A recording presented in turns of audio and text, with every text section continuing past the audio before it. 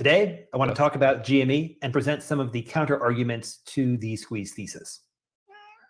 And that is actually quite surprising because there was some news that came out today that I'm actually more bullish today on GME than I was yesterday. So let's roll right into it.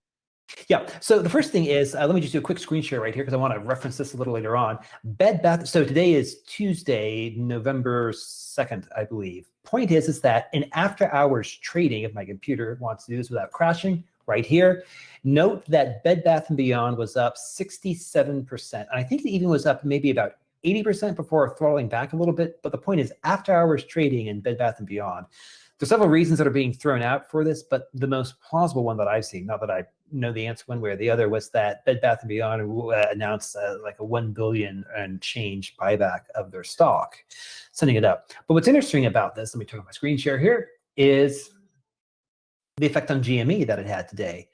And the thing I think that's interesting is that you see the so-called meme stocks moving in lockstep. And yes, I guess Bed Bath & Beyond is a retailer.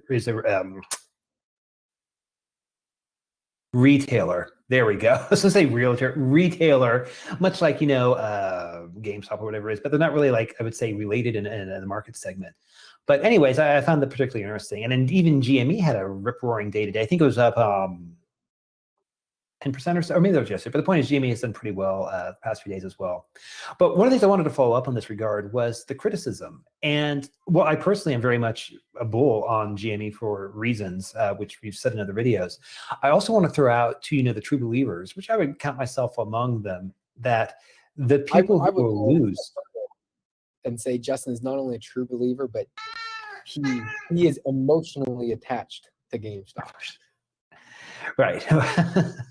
Yeah. Can't stop, won't stop, GameStop. Anyways, I think the takeaway though, this is that even though I do think it will happen, what I would throw out there, to everyone else who maybe feels as strongly as I feel in this regard, and is as pissed off at the system as I am, is that if you think the bad guys are going to take this laying down, I don't think that's a realistic assumption. I do think they will lose in the end, but I think the process of them losing, they will throw everything they possibly can against it. If for no other reason, an animal is most dangerous when it's cornered because it has nothing left to lose.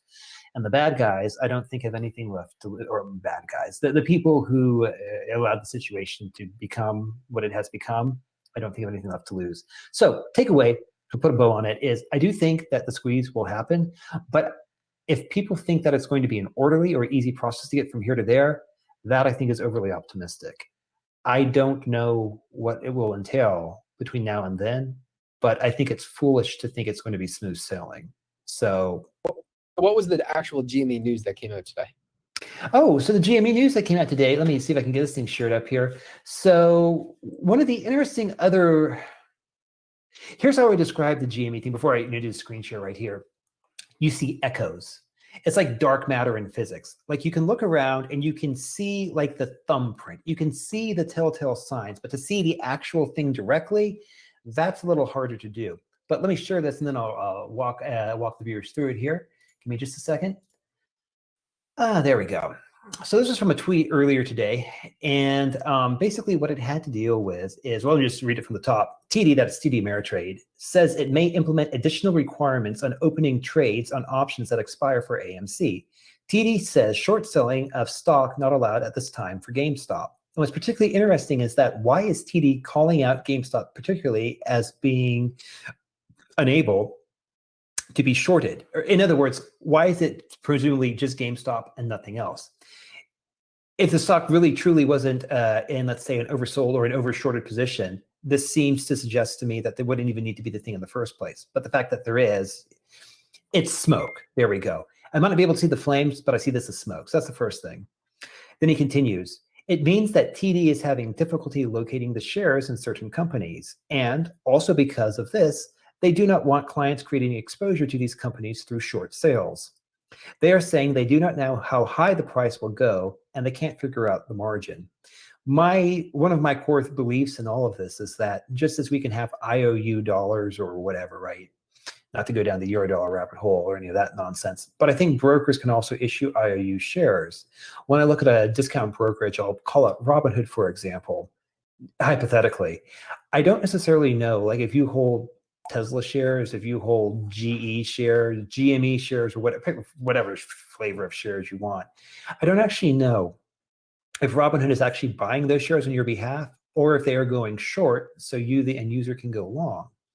And if that is the case, then that basically means that if something blows up, the person who's short, that is the broker, is going to have a real problem, because what they will have given you is an IOU share, and they themselves are going to have to go in the back end and find the real share. This is something that will be very difficult to do in a squeeze condition and might bankrupt a broker. And I would say, again, this is one of those, those thumbprints that you can see, is go back to what happened late January of 2021, where Robinhood basically got a margin call. But I think it was DTCC, or I mean the NSCC margin called Robinhood, and they had to come with some cash pretty damn quickly. And they also suspended the ability for people to purchase GME.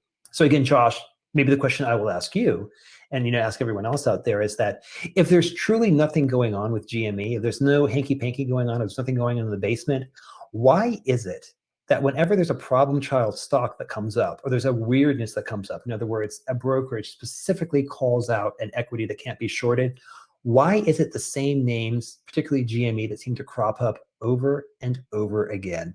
If there's something going on there, why all the attention? Or even said another way, why the media smear campaign against GME? I don't have a great answer, but I'll give it my best shot. And I'm not saying that this isn't happening. I believe it is, but I just don't know if it's happening to the extent that you believe, to where the stock could go to infinity. And I do think it's an interesting concept, because you always get the argument, oh, if you short a stock, you can have infinite losses. But then you get the counter argument, well, a stock has never gone to infinity, so it's nothing to worry about. And I think it would be pretty ironic for a stock to actually go to some absurd number like that. And it would be very interesting to see. But I'm not positive that there's this many hedge funds that are going short stocks in environments like this. And yes, GameStop was a company that probably would have went bankrupt, but we were still in the midst of a hyper bubble stock market. I know many stories of short sellers just closing their farms, saying it's just not worth it. These since 2008, the stock market's just been going straight up. There's no reason to short anything, because you can just make so much more money on the upside, or there's way too much risk on the downside. So I don't think that there's this many institutions just driving in to short certain stocks. And maybe it happened, and it's already happened on GameStop, where we saw over 100% of the short interest being shorted. I just am not as confident that there is still that much, or even more to this day. Yeah. I would say, here's what I'm very curious to see what will happen. I want to see what will happen with games. Oh yeah, good point, Josh. I want to see. Thank you. Here's what I want to see happen. I'm really curious to see what will happen when direct registration of shares exceed the float, or even, let's say, exceed 50, 60, 70% of the available float. Because if that were to happen, then all of a sudden, someone, looking at you, DTCC, is going to have some explaining to do. And in this particular situation, if they are suddenly compelled to close the short positions, that's when you're going to see who's swimming naked. The other thing I'll add to that is that you have this concept of the synthetics. And so I poorly understand this, but I'll do my best. If you have a bank and a hedge fund that is engaged in a swap contract, as I believe it, or as I poorly understand it, you don't necessarily have to report that, or you can do jurisdictional shopping and still be within the letter of the law, even if you're not within the spirit of the law. And so my thinking on this front is that sooner or later, let's say Bed Bath & Beyond shoots up to, I don't know, let's say another 50% tomorrow or whatnot. But let's say in doing so, that also drags up GME. What that might mean is that, let's say you have various banks who are in these private swap deals with whatever counterparty they have out there. And in the process of Bed Bath & Beyond being sent up, it drags GME and other meme stocks along with that, to the point where the counterparties to these swaps suddenly have to start posting more collateral, lest they be margin called. And so I think you're going to get this knockoff effect.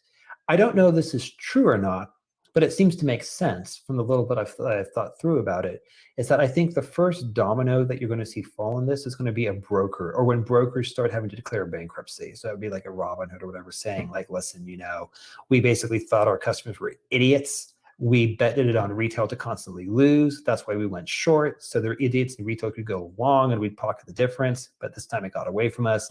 In other words, retail was too stupid for the system. Like retail was literally too retarded, and it just broke us. But I think it would start with something like that and then cascade down. But again, I want to reiterate to all the GME bulls out there, if you think this is going to be easy, and if you think that the politicians aren't going to get involved in this, or if you think these powerful actors who have the capacity to go short in various opaque ways aren't going to be calling in all their favors, aren't going to be digging up all the dirt they can find on the power brokers, aren't going to be dealing with captured regulators, well, if you can believe that, you can believe anything.